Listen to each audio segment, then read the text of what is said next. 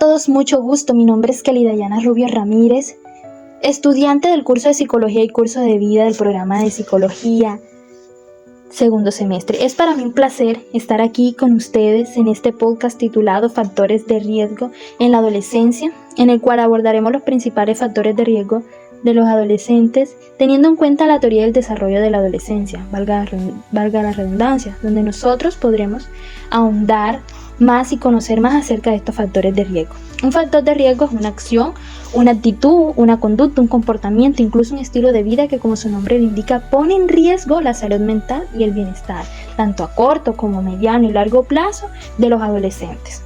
Según la Organización Mundial de la Salud, OMS, la adolescencia es una etapa inherente al ser humano, es decir, que como seres humanos pasamos por la adolescencia, etapa que está comprendida desde los 10 hasta los 19 años de edad y que se clasifica en dos fases: en la adolescencia temprana, que va de los 12 a los 14 años de edad, y en la adolescencia tardía, que va desde los 15 hasta los 19 años. Etapa incluso donde se es más influenciable, puesto que nuestro cerebro padece un proceso de maduración y por ende somos más susceptibles. Según Kasdin 2003, es durante la adolescencia donde hay un incremento en las actividades que son consideradas como problemas, ¿cierto? Puesto que se realizan más actividades riesgosas, tales como ausentarse de las clases, realizar robos, experimentar probando sustancias psicoactivas, ¿cierto? A veces incluso se tiene un despertar sexual, o como lo diría Freud, un despertar, un nuevo interés, mayor interés sexual de manera desaforada en su teoría del psicoanálisis.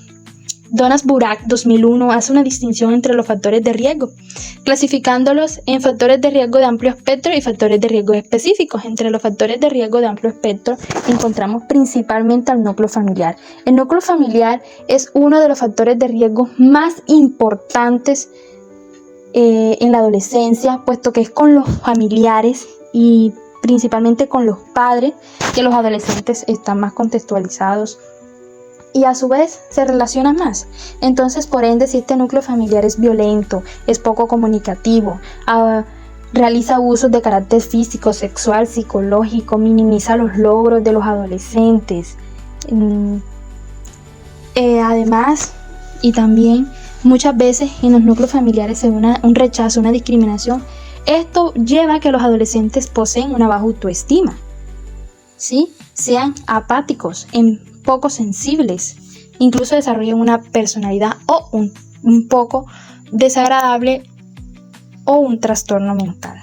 Otro de los factores de riesgo son los hábitos alimenticios incorrectos, y aquí engloba las dietas estrictas y los ejercicios extremos que no van acorde con la etapa de la adolescencia, en busca de encajar en los estereotipos y en el cuerpo de película, entre comillas, como a diario vemos expuestos en las redes sociales, donde muchas veces no caemos en la cuenta que pueden ser filtros.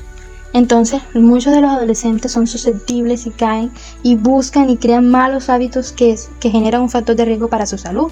Otros son los embarazos a temprana edad, el consumo de sustancias psicoactivas, las adicciones, y no simplemente las adicciones de sustancias, de alcohol, de cigarrillo, de tabaco, sino también las adicciones de la tecnología, el ciberacoso y la pornografía. Entre los factores específicos que menciona Burak, encontramos.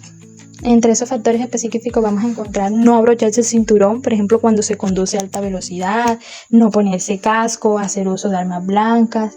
Entonces, por otra parte, Lorenzano Urzúa en 1998, él dice y afirma que estas problemáticas y estos factores de riesgo no se deben estudiar desde una sola perspectiva, sino en múltiples planos, ya sea biomédico, familiar, sociocultural, desde el aspecto psicosocial. En conclusión, debemos tener en cuenta que el principal factor de riesgo en la adolescencia es el núcleo familiar y que estos factores no se deben estudiar desde un plano únicamente. Así que muchas gracias. Y vamos a aplicar esos factores de protección. Factores que permitirán que los adolescentes tengan una autoestima más alta, mayor confianza en sí y puedan construir un proyecto de vida que los identifique.